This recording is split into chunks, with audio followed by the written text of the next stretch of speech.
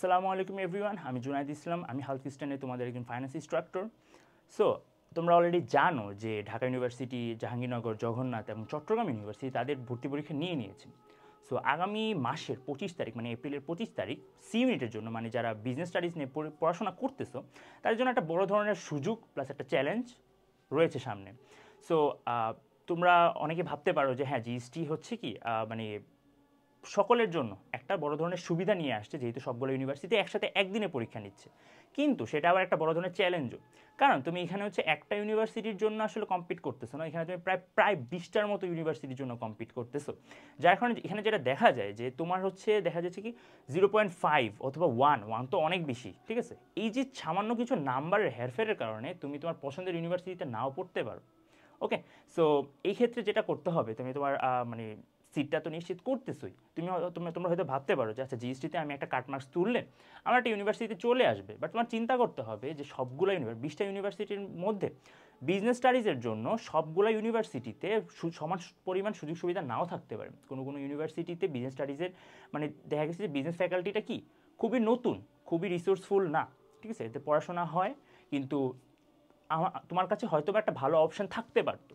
So এই যে competitive অ্যাডভান্টেজটা, তুমি একটা ভালো ইউনিভার্সিটিতে চান্স পেলে তুমি যেটা পাইতা, সেটা তোমার সামান্য একটু মার্কসের কারণে সেটা তুমি নাও পেতে পারো। সেই জন্য তোমার হচ্ছে কি মানে কাট মার্কসের কথা বাদ দিয়ে একটা অনেক ভালো একটা মার্কসের কথা চিন্তা করতে হবে। যার কারণে তোমার মানে একটা ভালো গাইডলাইন অনুসরণ করে তোমার পড়াশোনাটাকে একটা সুন্দরভাবে স্ট্রাকচার্ড করে, 1 মাস সময় আছে হাতে, বেশি সময় নাই, তোমার প্রায় 2 বছর পড়াশোনা করছো, 2 বছর অধিক পড়াশোনা করছো, মানে এই যে কষ্টের ফলটা আসলে কিছুদিন পরে পাবা। সেই জন্য এই 1টা মাস খুব বেশি মনোযোগ দিয়ে সুন্দরভাবে স্ট্র্যাটেজিক্যালি মানে কৌশলের সাথে এবং দক্ষতার সাথে পরিচালনা করতে পারো। এক্ষেত্রে আমরা যেটা করতে পারি সেটা হচ্ছে সেটা হচ্ছে কি আমাদের একটা ভালো প্ল্যানিং দরকার, আর স্ট্র্যাটেজি দরকার, ভালো কৌশল দরকার। এক্ষেত্রে হচ্ছে last minute smart study plan একটা বানাতে হবে। এক্ষেত্রে তুমি যেটা করতে পারো, সামনে 1 মাস আছে, কি দরকার একটা নতুন চ্যাপ্টার শুরু করার, কি দরকার একটা যে জিনিসটা তুমি পারো না এটা তোমার দেখার দরকার নেই। তুমি এই ক্ষেত্রে যেটা করতে পারো, তুমি যেগুলো পারো এগুলো আবার পড়ো। তাহলে তুমি যদি চিন্তা করো, তোমার 70% ধরো আগের পড়া, একবার হলেও রিডিং পড়ছো, কিছু হলেও পড়ছো, 70% ধরো আগের পড়া, বাকি 30% কি 40% তোমার পড়াই হয় নাই, একদমই প্রায় টাচ করা হয় নাই, কঠিন লাগতো। এখানে তোমরা যেটা করতে পারো, ওই 70%-এর জন্য তুমি আবার পড়ো, তুমি রিডিং করো, রিভাইজ করো বারবার, ঠিক আছে, ওই টপিকগুলো আলাদা করে নিচ্ছ। আর বাকি যে 30% অথবা 40% ওটা হচ্ছে তুমি প্রিভিয়াস এর কোশ্চেনগুলো সলভ করে করে বোঝার চেষ্টা করো, নতুন করে ওই চ্যাপ্টারগুলো পড়ার কোনো দরকারই নেই। So last minute smart study প্ল্যানের ক্ষেত্রে তুমি যেটা করতে পারো যে তুমি আলাদা করে নাও ফার্স্টে তুমি আলাদা করে নাও যে তোমার গুচ্ছতে মাত্র 4টা সাবজেক্ট আসে, বুঝোই। সো তুমি আলাদা করে নাও তুমি কী কী পড়বা আর কী কী পড়বা না, কারণ তোমার এমসিকিউ আসবে, তোমার কোনো রিটেন আসবে না, আবার তোমার ম্যাথ আসবে, কিন্তু তুমি যেহেতু ক্যালকুলেটর নিয়ে যাচ্ছ না, তাহলে হচ্ছে কি ইজি ম্যাথসগুলো আসবে। তুমি ফার্স্টেই কী করো, আলাদা করে নাও যে তুমি কোনগুলা পড়বা আর কোনগুলা পড়বা না। যদি যেগুলো হচ্ছে এমসিকিউতে যদি আসে প্র্যাকটিস করার জন্য, তখন তুমি তোমার মানে বুঝে বুঝে সলভ করে নিও। এবার আসছে এমসিকিউ ও সময় ব্যবস্থাপনা, মানে টাইম ম্যানেজমেন্টটা খুব বেশি ইম্পর্টেন্ট। তুমি চিন্তা করো, তোমার 1 ঘন্টায় 70টা এমসিকিউ দাগাতে হবে। এক্ষেত্রে তোমার উচিত প্রতিদিন মিনিমাম 80টা থেকে 100টা এমসিকিউ সলভ করা। তোমার যদি মনে করো রিডিং পড়তে ইচ্ছা করে, তোমার বই রিডিং পড়তে ইচ্ছা করে পড়ো, অসুবিধা নেই, বাট মিনিমাম 70 থেকে 80টা এমসিকিউ সলভ করো। এটাতে কি হবে, এটাতে যেটা হবে যে এই যে শর্ট টাইমে তোমার ব্রেনটা কতটা কাজ করতেছে, কিনা, তোমার ব্রেনটাকে অভ্যাস করাতে হবে, তোমার ব্রেনটাকে একটা প্র্যাকটিসের মাঝখানে আনতে হবে যে হ্যাঁ, আমি প্যানিক করা যাবে না, আমার হচ্ছে কি সলভ করতে হবে। এক্ষেত্রে তোমার যে দক্ষতাটা বৃদ্ধি পাবে। তোমার ওভারঅল পড়াশোনা তো হচ্ছে, কিন্তু এই যে একটা পরীক্ষা হলে বসে একটা ম্যানেজমেন্টের যে একটা বিষয় আছে, ঠিক আছে, ওটা কি আরও বেশি শার্প হবে। সো সেই ক্ষেত্রে তোমার প্রচুর পরিমাণে এমসিকিউ সলভ করতে হবে। রিডিং অনেক পড়ছো, আর দরকার নেই। এবার হচ্ছে ভর্তি পরীক্ষা ভর্তির জন্য বিশেষ কৌশল বলতে আমি বলতে চাচ্ছি যে সাবজেক্টগুলো বুঝোই। তোমার হচ্ছে কি ফার্স্টে হচ্ছে অ্যাকাউন্টিং আসে। অ্যাকাউন্টিংয়ে যদি তুমি দেখো যে অ্যাকাউন্টিং হচ্ছে কি মার্কস তোলার সবচেয়ে সহজ মানে অ্যাকাউন্টিংয়ের মজার যে ব্যাপারটা হচ্ছে সেটা হচ্ছে প্রিভিয়াস ইয়ার আসে।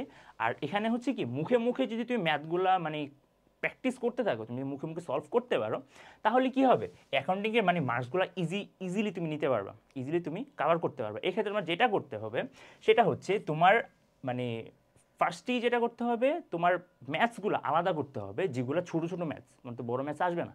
সেক্ষেত্রে যেমন ক্যাশ ফ্লো, ইকুইটি, হ্যাঁ, ব্যালেন্স স্টেটমেন্ট, এগুলো থেকে তোমার তো আর ছক তুলে দিবে না, এগুলো থেকে ছোটো ছোটো ছোটো ছোটো ক্যালকুলেশন আসবে, তুমি মুখে মুখে মুখে মুখে এই ক্যালকুলেশনগুলো করতে হবে। এবার আসে হচ্ছে ম্যানেজমেন্ট। ম্যানেজমেন্টের ক্ষেত্রে একদম ইজি হিসাব, প্রিভিয়াস ইয়ার সলভ করো, প্রচুর প্রিভিয়াস ইয়ার সলভ করো ম্যানেজমেন্টে। মানে এটা হচ্ছে মানে ইউনিভার্সাল ট্রুথ যে তোমার প্রিভিয়াস ইয়ার থেকে আসি, প্রতি বছর তোমার প্রিভিয়াস ইয়ার থেকেই আসবে ঘুরে ফিরে, তো তুমি প্রিভিয়াস ইয়ারগুলো বেশি বেশি সলভ করো। এবার এসে হচ্ছে ইংলিশ। আচ্ছা, ইংলিশে অনেক অনেক অনেক গ্রামাটিক্যাল টার্মস আছে, ঠিক আছে? তুমি হয়তো বা চিন্তা করতে পারো, হ্যাঁ আমি হচ্ছে গ্রামার পারি, আমি কম্পাউন্ডিং সেন্টেন্স করতে পারি, আমি ট্যাগ কোয়েশ্চেন করতে পারি, আমি ছোটোখাটো এই যে গ্রামাটিক্যাল যেগুলো এসএসসিতে করে আসছো ওগুলো তুমি করতে পারো, বাট তোমার আটকাইতে হয় হচ্ছে কি সিনোনিম, অ্যান্টোনিম, এরপর সেন্টেন্স কারেকশন, মানে কোনটা কারেকশনটা সেটা বলা, এরপর প্রিপোজিশন।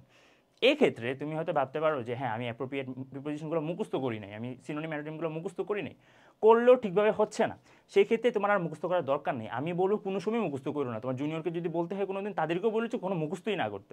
যেটা করতে বলবা সেটা হচ্ছে যে তাদেরকে বলবা প্রচুর প্রচুর এমসিকিউ প্র্যাকটিস করতে, তাদেরকে বলবা যে এমসিকিউ প্র্যাকটিস করতে, কারণ এটা একটা তুমি ফ্লো ধরতে পারবা। অ্যাপ্রোপ্রিয়েট প্রিপোজিশন, তুমি হচ্ছে কি একটা ওয়ার্ডের পরে এই প্রিপোজিশনটা বসে, তুমি এটা মুখস্থ করলে, এটা মুখস্থ করলে, এটা মুখস্থ করলা, কিন্তু তুমি কখনো একটা এমসিকিউর মধ্যে সেটা অ্যাপ্লাই করলা, মানে দেখলা না কখনো এটা সেন্টেন্সের মধ্যে কীভাবে বসে, এটা তুমি কখনোই দেখোই নাই, তো তুমি তো বুঝতে পারবা না পরীক্ষা হলে বসে, যে মনে রাখতে পারবা না। সো এই ক্ষেত্রে যেটা করবা যে তোমরা এমসিকিউ যদি সলভ করতে একটা ফ্লো চলে আসবে, মানে একটা লাইন পড়তেছো, লাইনটা পড়তে পড়তে পড়তে পড়তে তোমার কি আসবে যে এই যে এখানে এখানে কি প্রিপোজিশনটা বসবে, তোমার হচ্ছে কি যেহেতু আগে একবার হলো রিডিং পড়ছো অথবা আগে যদি এটা পেয়ে থাকো ইজিলি দাঁড়াইতে পারবা। সিনোনিম অ্যান্টোনিমের ক্ষেত্রেও সেম। সিনোনিম অ্যান্টোনিমের ক্ষেত্রে তুমি যেটা করবা, যেটা তুমি জানো, যেটা হচ্ছে তোমার মানে যে ওয়ার্ডের সিনোনিম বের করতে হবে, তো এখানে অনেকগুলো অপশন থাকবে। তুমি এই ক্ষেত্রে যেটা করবা, তোমার মানে সবচেয়ে মানে এফেক্টিভ যে টেকনিকটা সেটা হচ্ছে তুমি ক্রস করবা, যে এটার সাথে এই ওয়ার্ডটা যায় না, তো এটা বাদ, এই ওয়ার্ডের সাথে এই ওয়ার্ডটা কখনোই যায় না, এটাও বাদ। তোমার হাতে আছে দুইটা অপশন, দুইটা অপশনের মধ্যে তুমি চিন্তা করবে, তোমার চারটা অপশন থেকে চিন্তা করার থেকে তুমি যেই দুইটা যায় না অথবা যেই তিনটা যায় না ওগুলো হচ্ছে কি আগে বাদ দিবা, মানে লিটিল তুমি কোশ্চেনের মধ্যে কেটে দিবা। ওকে, তারপর হচ্ছে কি তুমি যাচাই করবা যে কি এই দুইটার মধ্যে কোনটা হবে, তো নিশ্চয়ই একটা হবে, তো ওই একটাকে কারেক্ট করার আগে তুমি ওটাকে ক্রস করো, তারপর তুমি কনফিডেন্টলি বলতে পারবা হ্যাঁ এটার সাথে এটাই যায়। তো সিনোনিম অ্যান্টোনিমগুলো তুমি এইভাবে সলভ করতে পারো। ওকে, আর হচ্ছে সেন্টেন্স কারেকশনও সেম প্র্যাকটিসের ব্যাপার, কারণ তোমার তো মানে অনেকগুলো রুলস জানা দরকার নেই, তুমি প্র্যাকটিসের উপর ডিপেন্ড করি তুমি বুঝতে পারো। এবার আসে হচ্ছে মক টেস্ট আর হচ্ছে time management. So mock test বলার কারণ হচ্ছে তোমার প্রতিদিন মিনিমাম 2টা মক টেস্ট দিতে হবে। মক টেস্ট মানে কি, মানে তোমার গুচ্ছতে যেমন এক্সাম আসবে, মানে গুচ্ছতে যেমন প্রশ্ন আসবে সেটার উপরেই তোমার প্রতিদিন মিনিমাম 2টা মাস্ট। তুমি সকালে করো, সন্ধ্যায় করো, রাতে করো, আবার ভোর রাতে করো, যখনই করো তোমার 2টা করতেই হবে, ফুল 1 ঘন্টা 2 ঘন্টা সময় নিয়ে যদি করো, তোমার যেটা হবে সেটা হচ্ছে তুমি একটা কনফিডেন্ট বিল্ড করো। কনফিডেন্ট খুব বেশি দরকার পরীক্ষার হলে, তুমি যেটা পারতেছো সেটা কনফিডেন্টলি দাগানোর যে একটা মানে এই যে অ্যাবিলিটিটা, যে দক্ষতাটা, এটা খুব বেশি কাজে লাগে। আচ্ছা, এবার ফাইনালি আসছে mental strength and confidence boosting. So এটা খুব বেশি ইম্পর্টেন্ট, কারণ হচ্ছে যে তোমার কনফিডেন্স বিল্ড করা, আর তোমার হচ্ছে কি পজিটিভ থাকতে হবে, যে হ্যাঁ তোমাদের হয়তো বা মাথায় থাকতে পারে যে হ্যাঁ আমার ঢাকা ইউনিভার্সিটিতে মানে হয়তো বা আসবে না, চট্টগ্রাম ইউনিভার্সিটিতে এক্সাম দিছি কিন্তু নাও আসার সম্ভাবনা থাকে। হ্যাঁ, এই সকল যে ভয়গুলো আছে এগুলো হচ্ছে একটা সাইডে করো, এগুলো একটা সাইডে করে গুচ্ছের জন্য খুব বেশিরভাগ মনোবল নিয়ে কি করো, পড়াশোনা করো, কারণ তোমার মাথায় রাখতে হবে যে হ্যাঁ গুচ্ছের মধ্যে অনেকগুলো সিট আমার জন্য বরাদ্দ আছে। এখন কাট মার্কসের কথা চিন্তা না করে তোমার কি একটা ভালো মার্কস নিশ্চিত করার জন্য তোমার হচ্ছে কি এই যে ব্যাপারগুলা একটু মেনটেন করো, কারণ তোমার কোনো ফ্রেন্ড গতপাতালি পড়াশোনা করতেছে, একটার পর একটা বই খুলতেছে পড়তেছে, তার মাথার মধ্যে থাকবে না, কারণ সে হচ্ছে গুছায় পড়তেছে না, তার মাথার মধ্যে গুছানো নাই জিনিসগুলো, অর্গানাইজ করা নাই। অর্গানাইজেশনটা খুব বেশি কি প্রয়োজন। আচ্ছা, সেই ক্ষেত্রে আমি তোমাদেরকে যেটা রেকমেন্ড করতে পারি সেটা হচ্ছে যে রিভাইজ সি ইউনিট কোর্সটা, মানে জিএসটির জন্য রিভাইজ সি ইউনিট কোর্সটা মানে খুব বেশি হেল্পফুল হবে। সামনে 1 মাসের উপরে সময় আছে, 1 মাসের উপরে সময়টায় তোমার হচ্ছে কি একটা প্রপার গাইডলাইন লাগবে। প্রপার গাইডলাইনটা কেন ইম্পর্টেন্ট আমি একটু আগে বললাম, যে গুছানো লাগবে, তোমার ব্রেনে সব কিছু অর্গানাইজ থাকতে হবে। তুমি বই খুলে কয়টা এমসিকিউ বের করবে, তুমি যে বইটা ফলো করতেছো ওই বইটার মধ্যে কী পরিমাণ ইনফরমেশন আছে যে তোমার এক মাসের মধ্যে ওই ইনফরমেশনগুলো সবগুলো যে মাথায় নিতে হবে, এটা একটা বড় ধরনের প্রেশার।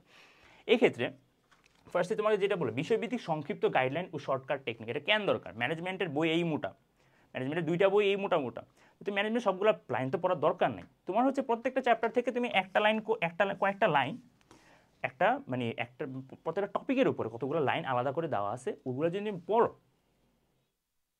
That's enough. তোমার পুরো বই পড়ার দরকার নেই, কারণ পুরো বই থেকে তো এমসিকিউ আসে না, অ্যাডমিশনের একটা আলাদা প্যাটার্ন থাকে। এই প্যাটার্নটা তুমি ধরতে ধরতে এমন হতে পারে যে তোমার অ্যাডমিশন টেস্ট চলে যেতে পারে। তো যার কারণে তো মানে মানে আমাদের দেওয়া যে গাইডলাইনটা ওটা ফলো করো, হ্যাঁ, এটা তোমাদের কাজে আসবে। সো এরপর হচ্ছে গুচ্ছ ভর্তি পরীক্ষার প্রশ্নের ধরন অনুযায়ী সাজেশন স্টাডি প্ল্যান। এই যে স্টাডি প্ল্যানটা খুব বেশি দরকার, কারণ তুমি বুঝতেই পারতেছো যে প্রত্যেকটা ইউনিভার্সিটির জন্য আলাদা আলাদা কোশ্চেন প্যাটার্ন থাকে। তো গুচ্ছের জন্য মানে আমরা জানি যে প্রিভিয়াস ইয়ারগুলো আসে, তার পাশাপাশি একটু ইউনিকনেস থাকে, যাতে কি মার্কসে একটা ডিফারেন্স তৈরি হতে পারে স্টুডেন্টদের মাঝে। এবার হচ্ছে লাইভ ক্লাস আছে, আমরা হচ্ছে তোমরা যদি কমেন্টে বলো আমরা লাইভ ক্লাসে আসবো, আর বেশিরভাগই কিন্তু রেকর্ডেড ক্লাস, বিকজ দেয়ার 150টার মতো রেকর্ডেড ক্লাস আছে। এখন 150টার মধ্যে রেকর্ডেড ক্লাস এই অল্প সময়ের মধ্যে তুমি কেনই বা মানে পারচেস করো, যে এতগুলো তো সময় নেই, আমি এতগুলো ক্লাসের জন্য মানে এতগুলো ক্লাস করার সময়ই নাই, আমি কেনই বা এতগুলো ক্লাসের জন্য মানে একটা কোর্স নিব। এই ক্ষেত্রে ব্যাপারটা হচ্ছে একটু ডিফারেন্ট। মনে করো তুমি ম্যানেজমেন্ট ভালো পারো, ম্যানেজমেন্ট ক্লাস করার দরকার নেই, তুমি অ্যাকাউন্টিং কম বুঝে তুমি অ্যাকাউন্টিংটা করো, ঠিক আছে? সো এইসব কথা মানে ভেবে, যেমন তোমাদের জাকির ভাই, এরপর আমরা আছি, শ্রমিক ভাই আছে, সবাই কি ভালো ভালো তোমাদের জন্য কি ক্লাসগুলো সাজায় রাখছে। ওকে, তো তোমার যেই সাবজেক্টে দুর্বলতা আছে সেই সাবজেক্টের জন্য কি ক্লাসগুলো করো। তার পাশাপাশি তো অনেক কিছুই আছে, যেমন সিনিয়র অ্যানালিসিস মেগা বুক আছে, এছাড়া হচ্ছে কি সাজেশন বুক আছে, আবার ফ্রি মেন্টরশিপ আছে। ওকে, সো এই সকল কিছু বিবেচনা করে আমি বলবো যে দেরি করো না। ওকে, এইচ কোর্স বিডি থেকে কোর্সটা নিয়ে নাও, একটা মাস খুব বেশি ইম্পর্টেন্ট তোমাদের জন্য। সো ভালো থাকো, সুস্থ থাকো। ওকে, বাই।